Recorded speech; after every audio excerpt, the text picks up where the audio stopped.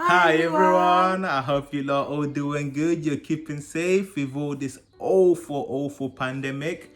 Guys, let's all please try to help each other. Let's try and stay safe and follow the government's advice. Today we will be talking about mental health. We'll be talking about what is mental health, what are the triggers of mental health, how do one get it. There's a lot of debates happening out there.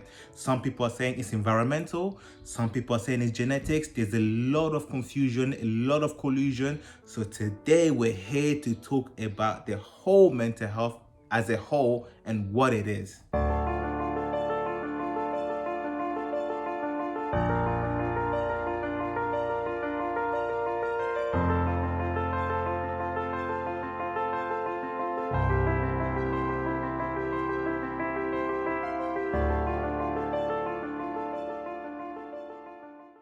So to begin, we're going to talk about mental health. So what is mental health? We're going to discuss typical and atypical. We prefer to use that terminology rather than normal and abnormal. I find them really horrible. So typical and atypical. We'll begin by talking about what typical mental health is, and then we'll then go on to talk about atypical, so somebody who's suffering from a mental health condition. So guys, when we're talking about mental health, we're talking about typical and atypical. What did all these words mean? When we're talking about, first of all, mental health is a state of well-being where each individual realizes their own potentials, their own strength, knowing their own coping mechanisms. So when we're talking about, for example, I'll just give a quick example. When somebody's going through stress, you know how to cope with your own stress levels. You know how to sort of engage in the community. Whereas when we're talking about atypical, these are probably somebody who they may be going through certain situations, but just may need a little bit more support of their everyday life or certain aspects of their day-to-day routine. So now we're going to talk about what causes mental health. So what could trigger a poor mental state within a person. As Joel was mentioning earlier, there's been some debate about whether it's nature versus nurture. We can actually tell you that it's a bit of both, depending on what diagnosis you may have, so for example, a child could have a really bad upbringing. So you could have neglect, or maybe they don't have as close of a bond with their parent or parents as they should. Maybe they're separated, the parents are away a lot. Maybe there's some unfortunate abuse within the family, domestic violence or abuse directly to the child that could trigger maybe anxiety, depression later in life, or even then, like especially if they're at school, teachers would pick up on things like that. Yeah, and obviously when we're talking about that, a lot of things is all like trauma. You may have, a lot of, especially childhood, people growing up and they've experienced a trauma in their family, a loss of somebody dear to them, somebody that they really love, they really bonded with. Simple things like that can cause, can be a trigger to mental health. So there's quite a variety of things. Drugs. Sometimes parents, when they're going through pregnancy and they're taking drugs, when the child comes out, it can cause a lot of, genetic mental health issues. Other causes could be things like the social media. That's brought on a lot of new diagnoses actually for particularly teenagers. They feel they don't look a certain way. Maybe there's some celebrities that are wearing some type of clothes, or they've had some sort of plastic surgery and they look a certain way and they're advertising it, and then children see it and go, oh, I want to look like that too. And that could also bring on bullying. So maybe someone in school or in a workplace even, it's not just children, looks a certain way and maybe you don't, or you don't do something that's on a trend, and people will start bullying you, and then that could be an onset for poor mental state as well. It's actually interesting that you mentioned that, because I was reading something not long ago and it was talking about also physical health conditions, certain physical health issues that somebody may have, may cause a lot of mental health problems as well. You might, like Jay just mentioned, you've got some physical health issues, you're going through bullying, discrimination, physical abuse, and so many things. All those things can be a trigger to mental health. Even phobias is a form of anxiety. So if you're scared of something, and you're scared of something that much that it actually physically impairs you from maybe being near it, or like agoraphobia, you're scared to go outside, so maybe something happened in your childhood that's made you fearful of the outdoors. Literally, there's a whole range of triggers that could cause so many different conditions within mental health, and obviously that's what we're here to talk about. Really, we're going to try and do as many as we can over the next few weeks. Well, not few weeks, and as long as you'll have us. Exactly, because I'm thinking, most of these things, it can take a long time to try to discuss all of this at once. There's so many triggers, so it's a whole variety of triggers. So we're just gonna try and see what we can focus on. And obviously, if you guys also have different suggestions, always feel free to give us. You may be experiencing something and you don't understand, and they don't understand, or you don't understand what it is. Drop it in the comment. We will be happy to discuss it, do the research with you guys, because that's our purpose of supporting each other and sharing the knowledge. So last week we mentioned that we were going to start talking about the developmental stages of a person. So today we're going to begin with babies, but we're going to talk from 0 to 5 years. Yes. So as a baby, when you're born, you have the love, care and attention from your parents. Now that's very important. You get that skin to skin contact, that mother and fatherly bond. You're always getting cuddles. Teach your child lots of skills, support, just encouragement, and just love, basically. It's all about very important therapeutic relationship.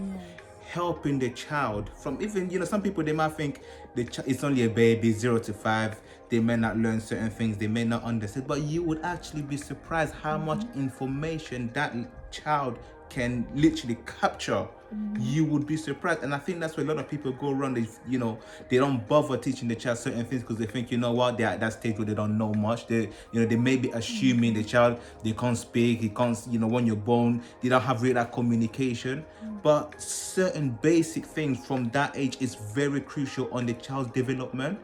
How you treat the child, how you sort of help the child's developmental, in terms of relationship with you, relationship with people, how to express themselves, how you express yourself with the child. It's very, very important, guys. Very crucial. So if a child is lacking that love, care and support from their parent or parents or guardians, then it could actually affect them quite severely later in life, especially if you're seeing your parents or guardians away a lot. Maybe they work a lot, both of them, or one of them. So it's actually interesting you mentioned about depression when you're talking about infant, because one will ask himself, how does an infant get depression from such a young age, from 0 to 5? And it's quite interesting. I was reading this this sort of article, even though it's an American article, but it also applies it applies globally. They were mentioning that 1 in 40 children do get diagnosed with depression, which is quite of a high number, high statistic, from that age. It's quite serious. And they, when they were talking about, children who are developing depression through, that young age, they were mainly focusing on their life, development stages, what certain events they were going through from that very young age. And, it's quite interesting. And there are some symptoms that people can look out for. Yeah, like developmental regression. So if they're walking and talking already, then they'll decline in their willingness to do it, so that they won't be walking or talking as much. They'll have a lot of sleep difficulties. They'll just be generally irritable. Feeding will become an issue. They'll hide a lot more. They'll become very, very shy and introverted. They'll just pretty much everything they've been taught to do at the age that they would be, because it's toddlers, or it could be any age within that 0 to 5. Anything they've been taught to do in that time, they would typically regress. They will just stop doing it or not do it as much. Yeah. And so it's actually quite interesting, because some symptoms, even like irritability, head banging. One will ask them, say, a 5-year-old head banging, they just playing, or there's certain things that may seem a bit common, but it's just things that we could look out for. Each and every one of us, we could look out for with our toddlers, to help them, to support them. So when we're noticing these things, we're not saying that those are exactly the symptoms, but the possibilities, something that we can look out for, with our kids. And if you do see it, then obviously monitor it. Maybe keep a diary, and if it's gone on for more than a week or two, however, you know your child. If it's gone on longer than you've ever seen it before, go to a doctor. They can check it, obviously, by asking you, looking at your diary, and they can even do blood tests and ECGs, and they can actually determine whether it is or isn't depression just from that. Right. So once we've you've noticed all these symptoms in your child, you've taken your child, to the doctors, they've done ECGs and interviews, and they've come up with a diagnosis that maybe your child is going through depression or certain things. There are certain steps that the doctors or you yourself can take in order to help the child's obviously the current situation. There are medications out there like antidepressant, even though I personally wouldn't use that as a primary source, especially for a child of that age. I always like to advise people to start with therapeutic activities, engaging with your child. A lot of like cognitive behavioral therapies. Those clinical core skills will help your child. Does make a big impact, a big change. There are medication, as I mentioned, for like antidepressant, if those who want to go through down that route. But for me, I always say start with the practicality.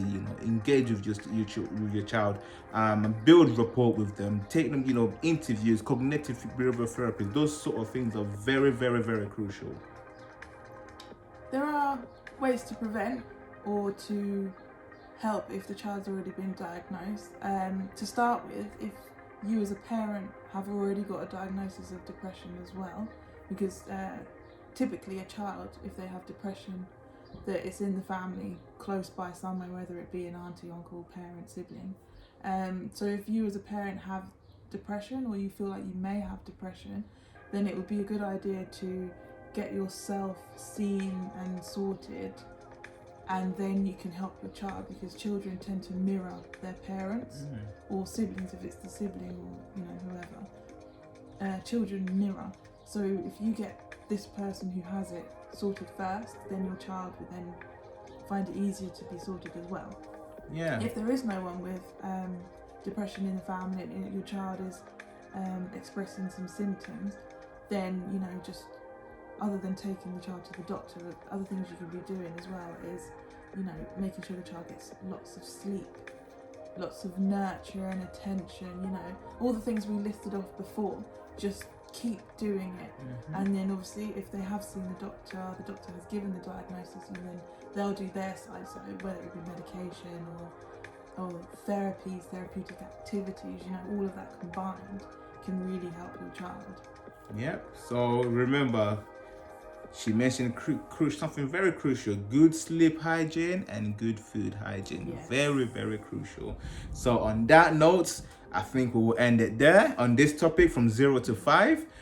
Next week we will talk about from I think it's 6 to 12. Correctly. Yeah. Sorry, sometimes my mind just wanders around. 6 to 12. So guys, stay tuned. It's been a pleasure engaging with you guys. Don't forget to subscribe. Don't forget to like. Don't Push forget that notification to share. bell. Push it. Yes. Just push it. Just tap it. Yes. And we will see you all soon. Thanks for watching. Thank you. Peace.